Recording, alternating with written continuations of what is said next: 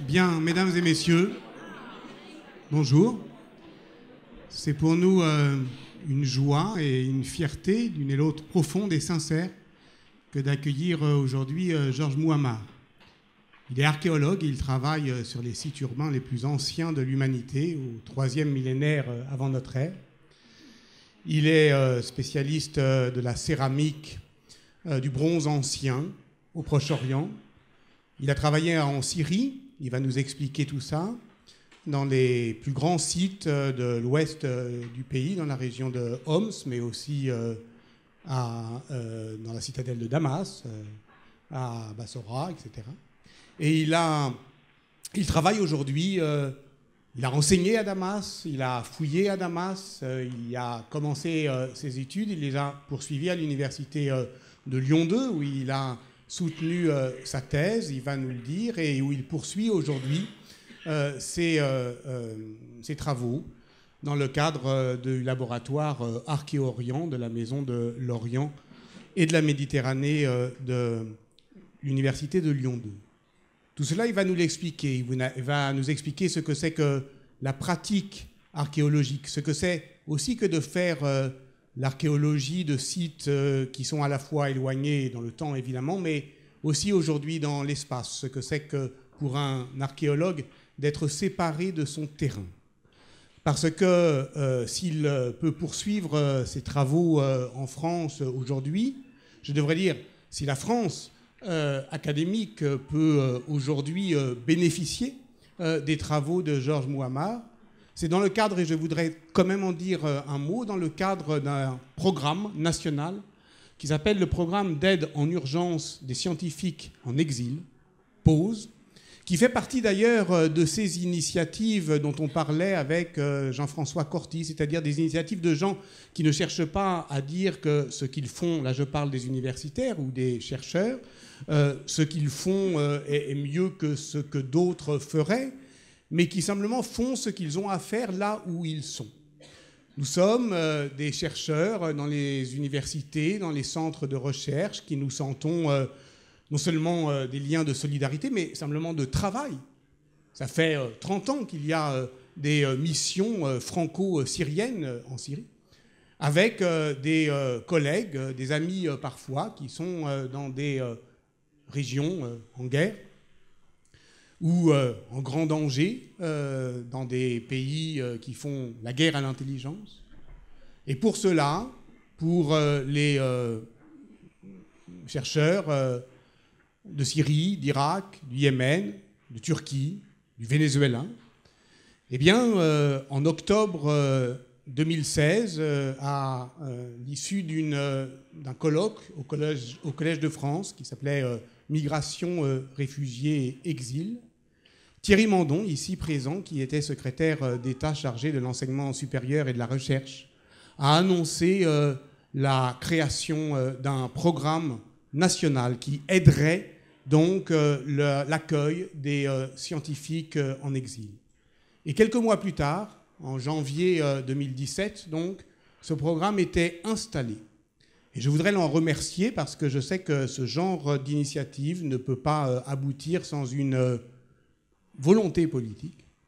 Et que remercier ceux qui font, c'est aussi dire à ceux qui ne font pas ce qu'ils pourraient faire. Parce que dès lors qu'on le décide, eh bien les choses se font. Et les choses se font aussi, je dois le dire, grâce à des financements publics. Aujourd'hui, nous l'avons appris il y a 15 jours, des financements européens qui vont pérenniser notre programme, mais grâce aussi, je le dis également, à la générosité publique. Nous avons pu accueillir donc près de 120 chercheurs, ce qui est beaucoup, même au regard des expériences historiques et des précédents. Songez que le comité Rapkin en 1936 ou la fondation Rockefeller dans les années 40 n'ont jamais accueilli plus de 100 scientifiques en exil. Nous allons atteindre 200 cette année. Donc cela prouve aussi que ce dont on parlait, c'est-à-dire la France qui accueille, elle peut partout également se manifester. J'espère, Georges, que tu me pardonneras de n'avoir pas parlé que de toi, mais aussi justement de ce programme qui nous permet de t'entendre aujourd'hui. Et avec émotion, je te cède la parole et je te remercie d'être là. Merci beaucoup.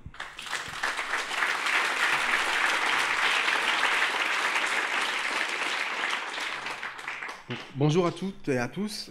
Permettez-moi tout d'abord remercier les organisateurs de cet événement pour leurs invitations et pour m'avoir donné l'opportunité à venir partager et dialoguer avec vous autour de ce thème dans la confusion de temps.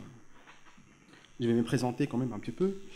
Donc, je suis actuellement chercheur au laboratoire Archéorient à la Maison de l'Orient et de la Méditerranée à Lyon, en tant qu'archéologue spécialiste de Proche-Orient ancien.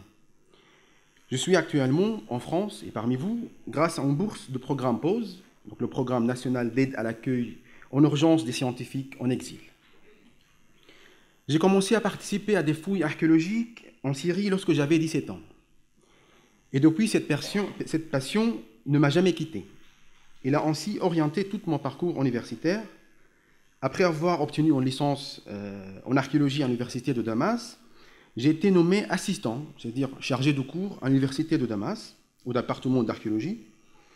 Plus tard, j'ai eu la chance de pouvoir poursuivre mon cursus en France, à l'université Lyon 2. Donc c'était déjà une expérience très importante parce que quand j'étais en Damas en 2007, j'avais cette bourse qui me permet d'aller en Europe, mais c'était à moi à choisir l'université. Donc mon prof syrien à l'époque, il m'a dit il faut aller en France. Moi je lui ai dit c'est très difficile pour moi, quelqu'un qui j'ai jamais parlé le français, j'ai jamais étudié le français dans ma vie. Il m'a dit non, il faut absolument aller en France. Donc on a cherché tous les deux un laboratoire qui était à Lyon.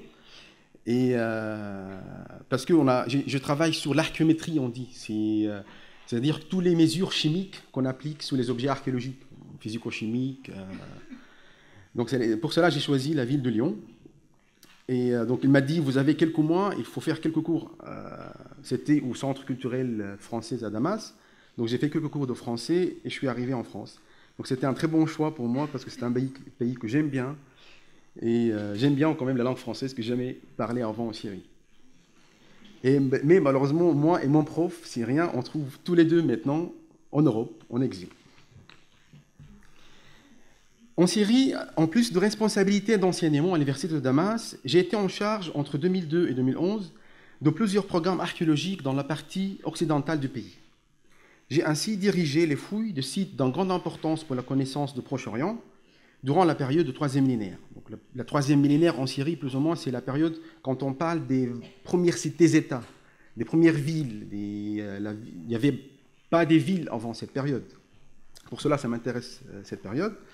J'ai aussi participé à des chantiers des sites emblématiques syriens, Bousra, la citadelle de Damas. Actuellement, je travaille à la poursuite de mes recherches dans le cadre d'un projet en collaboration avec le Musée national de Copenhague, au Danemark. C'est un projet basé sur une ville syrienne qui s'appelle la ville de Hama. Donc c'est un projet à la fois scientifique, mais en même temps lié aux questions des réfugiés. Donc je reviens plus tard pour développer ce point, pourquoi je travaille sur cette ville et pourquoi elle est liée aux questions des réfugiés. Le patrimoine syrien est conçu comme un patrimoine commun et mondial de l'humanité. La Syrie est la maison à certaines des plus anciennes civilisations les plus avancées dans le monde. La région a vu notre évolution des centaines de milliers d'années avant que les humains modernes ont existé. Les premières cultures et le bétail ont été domestiqués.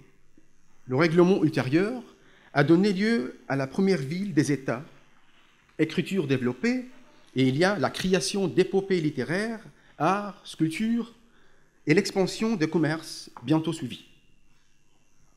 Situé au carrefour de la Méditerranée, le territoire qui allait devenir la Syrie moderne, face à la montée en puissance des grands empires sud-émergents, d'Our, Babylone, Assur, Akkad et Sumer, de l'Orient arrivèrent les Perses, les Mongols, les Arabes, du nord les Hittites, et de l'ouest les Grecs et les Romains et les Byzantins.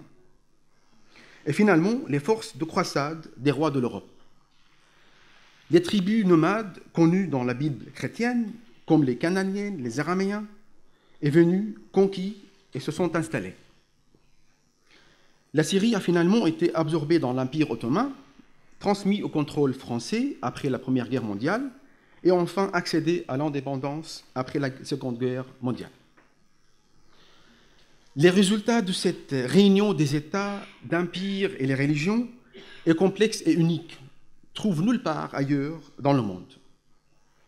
La mosquée des Omeyyades, par exemple, était à l'origine un temple à Jupiter, qui était converti en basaltique chrétienne de Jean-Baptiste, à son tour ce que certains considèrent comme le quatrième plus saint de l'islam.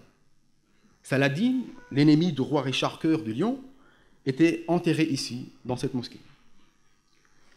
Au cours de 30 dernières années, l'UNESCO a déclaré 6 sites en Syrie pour avoir une valeur universelle exceptionnelle, y compris l'ancienne ville de Damas.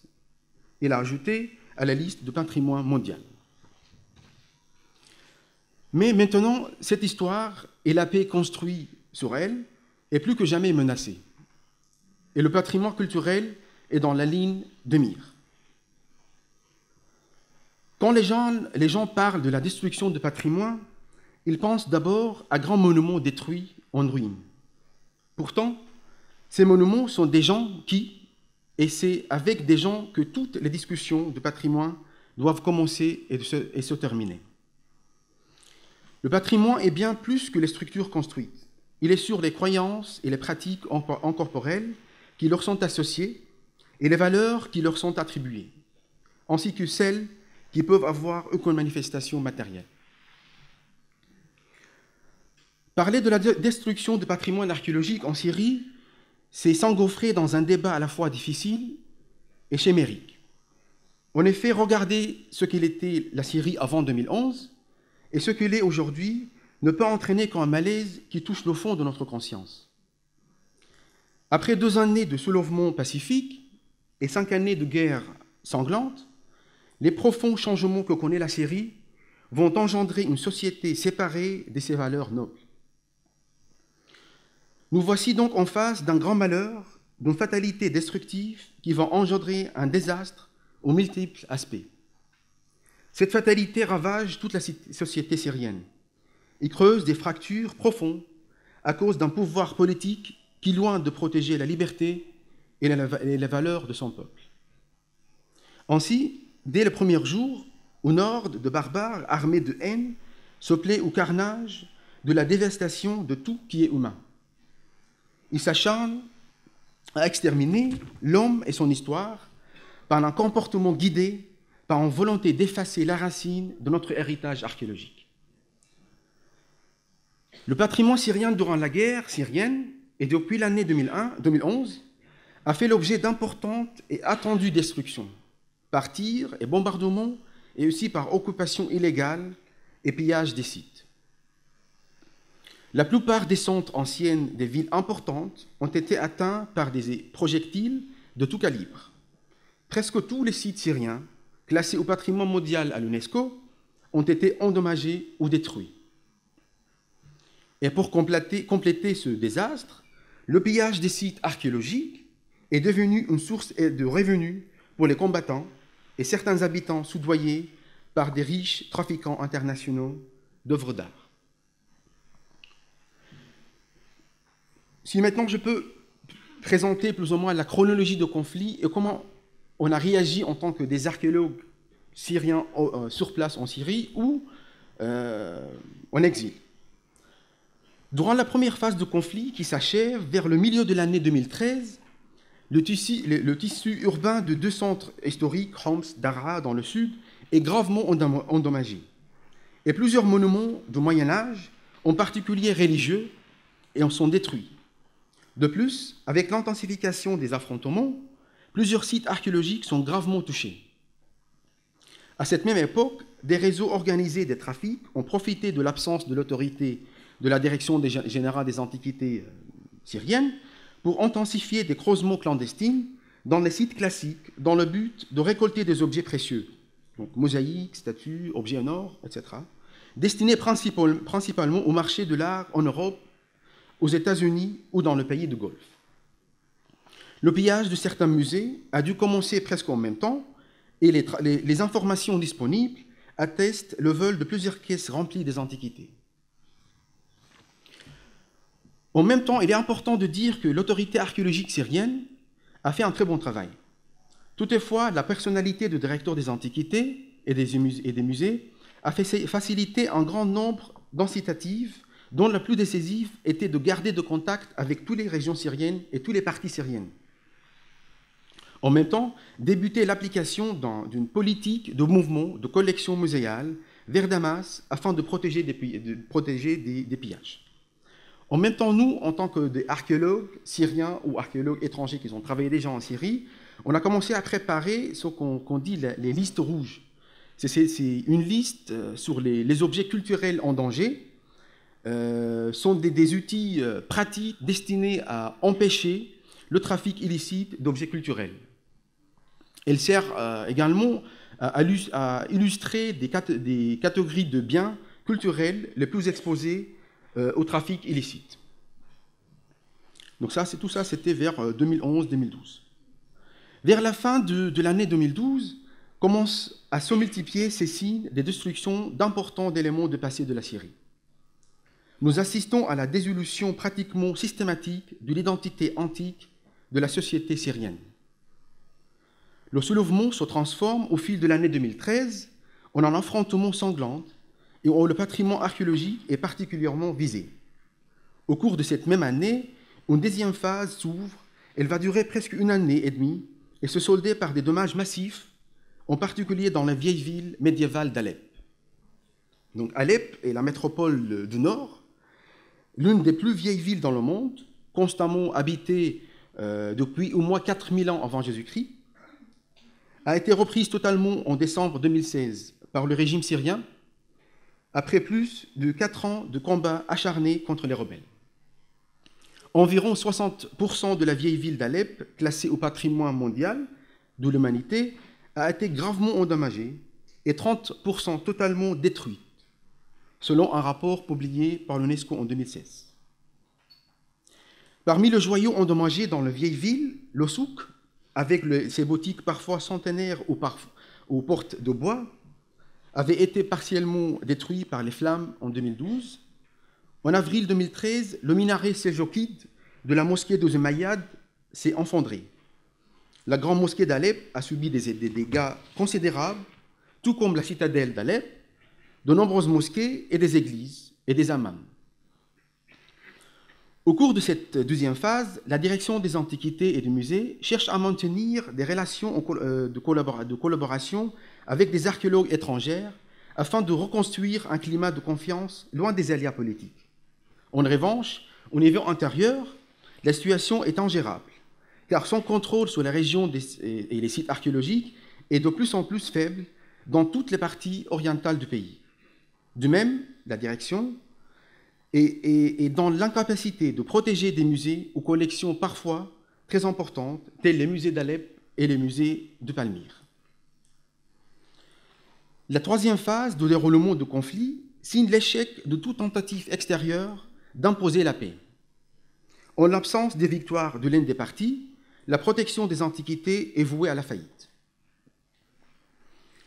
Au cours de l'année 2014 et 2015, la question de l'archéologie s'est faite brûlante.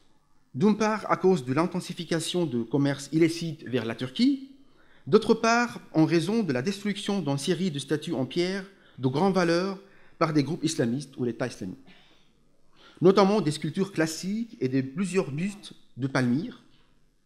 Au fur et à mesure de la progression de ces groupes, le pillage des sites est devenu systématique.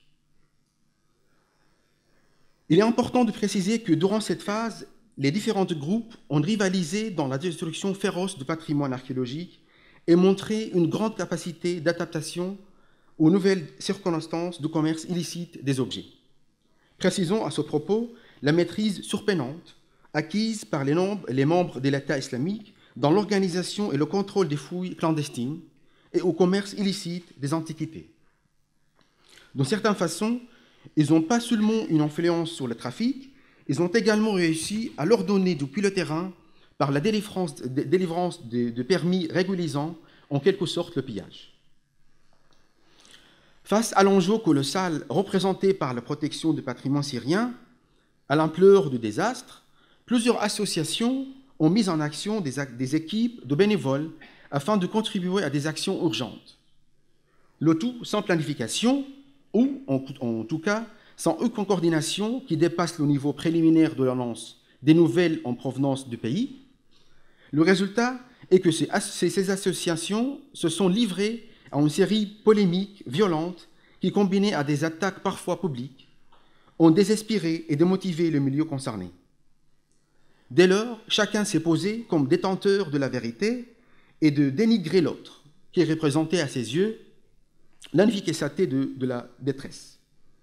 Cette rivalité a eu l'avantage de mettre à nu les mécanismes qui ont été des facteurs de l'impuissance des archéologues syriens réfugiés hors de leur pays. Depuis le début de la guerre, personne ne s'était vraiment ému de bombardements lourds et par l'aviation des sites syriens, inscrits au patrimoine mondial. Mais la prise de Palmyre par l'État islamique a marqué un tournant venant confirmer la triste nouveauté de la situation marquée par leur caractère industriel du pillage et de la destruction par l'organisation. Palmyre, site classé au patrimoine mondial de l'UNESCO, abrite les ruines monumentales d'une ville qui fut l'un des plus importants foyers culturels du monde antique. Les ruines de cette capitale marchande au Moyen-Orient représentent l'unique exemple d'un art né du mélange de cultures locales, perses et gréco-romaines. La chute de Palmyre a fait prendre conscience au monde qu'il était concerné, que le patrimoine mondial était menacé. Donc, pendant la 4e phase, le chaos s'est encore aggravé. Pour choquer le monde entier, les terroristes s'y sont adonnés à une éradication archéologique sans précédent. Saccage méthodique des collections du musée de Palmyre, exécution de Khaled al-Assad, directeur des antiquités de la ville de Palmyre, et dynamitage des temples de Bel et des Balchamines, démolition des tours funéraires, destruction de l'arc de triomphe et de la colonnade. Ces exactions, d'une ampleur inconnue jusqu'alors, ont été perpétrées au moment où la Syrie, ravagée par un sentiment de désespoir, qui en même temps détruit notre âme profonde. La stratégie meurtrière de l'État islamique et l'efficacité des dévastations mises en œuvre par ses affidés ont bouleversé les Syriens, car les images étaient bien diffusées par les médias et les réseaux sociaux. Leurs impacts ne s'arrête pas là. Plus qu'une guerre civile, la guerre en Syrie est dorénavant une guerre médiatique internationale. La 5e phase est débutée en mars 2016 par un changement certain à plusieurs niveaux. Désormais, le sauvegarde de notre patrimoine ne se borne pas à un combat contre le pillage et le trafic des antiquités. Au fur et à mesure de la prolongation du conflit, il a suscité un grand intérêt chez plusieurs protagonistes de cette guerre. Et il est aujourd'hui débutant dans un contexte de propagande internationale. De part et d'autre, il y a manipulation des sentiments afin de stigmatiser une situation désastreuse.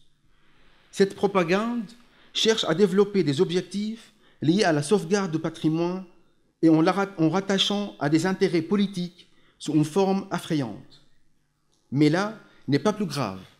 Le vrai drame est que cette action qui prend sauver notre patrimoine est une tentative écœurante pour détourner l'attention des atteintes portées chaque jour à un patrimoine archéologique unique du monde. Pendant cette période, les défenseurs syriens du patrimoine n'avaient plus d'espoir. Ils doutaient de leur avenir sans pouvoir se raccrocher aux souvenirs de leur passé. L'angoisse imposant un rythme déplaisant à une société archéologique fragilisée par des disputes avec des voisins et des groupes opposés. Les valeurs de notre héritage et les ruines du passé sont devenues semblables à un squelette sans âme, à un temple sans autel ni colonne, à une église sans abside ni coupole, et à une mosquée sans minaret. Si je parle un petit peu de la question du réfugié en Syrie et en Irak, les conflits en Syrie et en Irak ont provoqué une migration forcée de plusieurs millions de personnes. Le début de l'année 2010 s'est trouvé marqué par une forte migration de population due au conflit en Irak et en Syrie. Cela résulte de combats menés en Irak, certes de façon discontinue depuis l'intervention américaine en 2003, et accentuée en 2011 après le départ de la coalition militaire, et en Syrie depuis 2011. Face à ces combats, de nombreux habitants se sont trouvés conduits à un exode pour échapper aux violences et donc assurer leur survie et ou parfois par refus d'accepter les contraintes imposées par la force où là ils habitent. Cet exode de population de Mésopotamie ou l'Irak ou la Syrie pour la période 2011 et 2015 peut être évalué dans sa dimension internationale, c'est-à-dire hormis les déplacements internes à l'Irak et à la Syrie, à environ 5 millions de personnes. Ces chiffres doivent être complétés par les personnes qui sont pour la plupart des réimmigrants, c'est-à-dire des gens qui, après avoir fui dans les 3 pays limitrophes de la Syrie, Liban, Turquie et la Jordanie, ont migré vers d'autres territoires.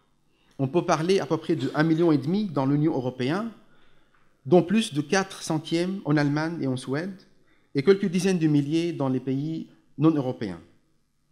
Il y avait 23 millions d'habitants en Syrie en 2011. Fin 2015, l'exode international a donc touché plus qu'un 1/5 de la population.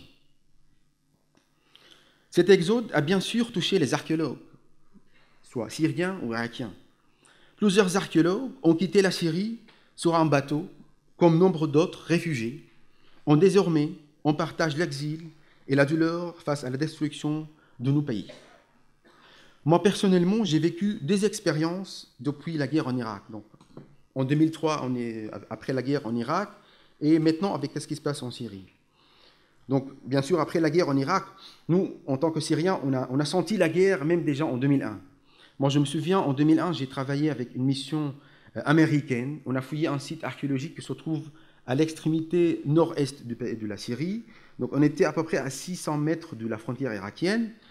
Donc, c'était quand même déjà en septembre 2011. Donc, c'était le 11 septembre, j'étais avec une mission américaine. C'était déjà une expérience horrible. Mais en même temps, on a vu, on a senti la guerre parce qu'il y avait toujours les opérations de programme pétrole contre nourriture. Donc moi, comme on était aux 600 mètres de la frontière irakienne, on voit les Irakiens qui passent pour chercher la nourriture. Ils ont dit que le pays il était déjà détruit. Donc déjà avant la guerre, 2 ans avant la guerre. Mais en même temps, en 2003, avec les arrivées des réfugiés irakiens, à Damas par exemple, il y avait au moins 2 millions d'Irakiens à Damas. Et surtout, ce qui était dur, c'était voir les archéologues irakiens. Donc moi, quand j'étais à Damas, j'étais assistant pendant la guerre, assistant à l'université de Damas, et c'était très dur de discuter avec les profs, parce qu'il y avait 2 profs irakiens qui travaillent à l'université de Damas. Mais le pire, c'était de discuter avec Donny George Yokana. Donc Donny George Yokana, c'était un professeur, archéologue et anthropologue. Il était le directeur des antiquités et des fouilles archéologiques en Irak. Et il m'a raconté quand il était au Musée national de l'Irak, parce qu'il était à l'époque directeur du musée de l'Irak, quand ont lieu le pillage en avril du musée de Bagdad, en Irak. Donc il était, surtout quand il a quitté le musée, au dernier moment, alors que les combats ont lieu dans les jardins du musée. Donc il est revenu, il m'a dit 2 jours plus tard, il n'y avait rien, c'était tout cassé. Donc c'était un sentiment très... Lui, après, il a travaillé, il est occupé de la restitution des objets volés lors du pillage des musées nationaux d'Irak de Bagdad. Et après, il devient le directeur général de State Board of Antiquities, c'était après avec les Américains. Mais la menace d'Al-Qaïda le force à évacuer ses enfants et sa famille en Syrie, et il est resté à peu près 2 ans à Damas. Donc il m'a dit quelque chose que je n'ai jamais oublié. Il m'a dit que c'était très difficile d'être un archéologue réfugié, parce que quand il était à Damas, mais il m'a dit que quand il voit les réfugiés, il continue à travailler pour eux, pour aider, pour continuer à écrire l'histoire de l'Irak. Parce qu'il m'a dit, pour le moment, il n'y a que ça qui relie les peuples irakiens. Donc ça, c'est quelque chose que je n'ai jamais oublié dans ma vie. Si je passe là avec ce qui se passe en Syrie, et dans le cadre de mes projets de recherche, j'ai contacté le musée national de Copenhague, au Danemark, pour étudier quelques objets qui viennent d'une ville qui s'appelle Hama. C'est une ville, c'est la 4e ville du pays qui se trouve entre Damas et Alep. C'est l'une des vieilles villes au monde. Il était habité depuis le 8000 ans avant Jésus-Christ, sans aucun hiatus. Donc l'occupation se continue depuis la 8000 ans avant Jésus-Christ. Donc cette ville, c'était très connue sur la scène politique parce qu'elle fut le théâtre de violences, affrontements entre les frères musulmans et le régime de Hafez al-Assad à l'époque, le père de Bachar al-Assad. Donc moi, j'ai décidé d'aller étudier cette collection. Et je me rappelle, c'était en 2015, le premier jour quand j'étais dans un hôtel, et j'étais en train de prendre le petit déjeuner, et j'ai vu une vingtaine d'enfants dans cet hôtel. Donc je me suis dit tout de suite, ce sont des Syriens. Mais à Copenhague, ça m'a choqué un petit peu. J'ai posé tout de suite la question à l'un de ces enfants, est-ce que vous êtes Syrien? Il m'a dit oui. Il m'a dit, nous sommes tous des Syriens ici. Donc j'ai commencé à discuter, j'étais très content autour de moi. Il y avait une dame danoise qui est venue parler avec moi. Elle m'a dit, est-ce que vous êtes Syrien? Vous êtes réfugié ici? J'ai dit non, moi je suis archéologue, je viens de la France pour étudier une collection archéologique. Il m'a dit, il y a des objets archéologiques ici à Copenhague. J'ai dit, il y a un site très connu qui a été fouillé par les Danoises en 1932, et je suis là pour étudier quelques objets. Elle m'a dit, ça vient d'où? J'ai dit, ça vient d'une ville qui s'appelle Hama. Et tout de suite, elle m'a dit, la dame, tous ces enfants, ça vient de la ville de Hama même. Donc moi j'étais très choqué parce que c'est un sentiment, franchement, qui m'a beaucoup touché. Je suis archéologue syrien qui vient de la France pour étudier des objets à Copenhague, dans le nord, et je croise le premier jour une vingtaine de réfugiés syriens, et qui m'a choqué, il m'a dit, ce sont des enfants qui sont là, qui sont sans parents, qui sont arrivés seuls, ils ont pris les bateaux, marché à pied de Grec jusqu'au Copenhague. Donc, et ça vient de Hama même, le site où j'avais travaillé.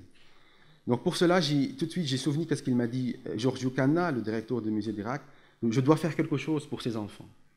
Et c'était grâce au programme PAUSE, parce que j'avais un statut de chercheur à Lyon 2, j'ai dit, je dois faire quelque chose pour ces enfants, on doit écrire l'histoire, parce que peut-être ces enfants qui ont 10, 12 ans, peut-être qu'ils ne vont jamais revenir en Syrie.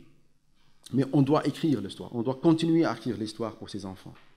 Donc pour cela, j'ai monté un projet entre Lyon 2, c'est l'université Lyon 2, et le musée national de Copenhague, grâce à ce programme PAUSE, parce que c'est le statut qui m'a permis de monter ce projet, qui a été accepté. Et là maintenant, on travaille entre des archéologues français et moi, en tant qu'archéologue syrien, avec les archéologues danois, pour écrire l'histoire de cette ville, pour continuer à travailler pour le futur de l'archéologie syrienne. Donc c'est un drame épouvantable sur lequel nous devons nous mobiliser. Ce patrimoine est la richesse de la Syrie, mais aussi le vôtre. Il faut absolument faire en sorte qu'il soit remis en valeur. Malgré tout, nous continuons à travailler avec les archéologues syriens, étrangers, français, sur le patrimoine syrien pour notre histoire commune, au passé, au présent et au futur. Nous nous demandons pour conclure comment un peuple englué dans une telle guerre destructive peut encore trouver la force de penser objectivement à son passé ou à son venir, alors que sa principale préoccupation est de subsister. Ce malheur archéologique, associé à l'abandon de tout soutien extérieur efficace, oblige ce peuple à s'évader à travers le temps dans une aventure solitaire, devant un destin rempli de déceptions et de chagrins. Autrement dit, l'abandon actuel de la dignité de notre archéologie, qui fait partie de notre humanité commune, est une perte immense. Cette archéologie tient à la liberté absolue de bâtir son destin, un destin qui a valeur humaine et mérite le respect. Je vous remercie de votre attention.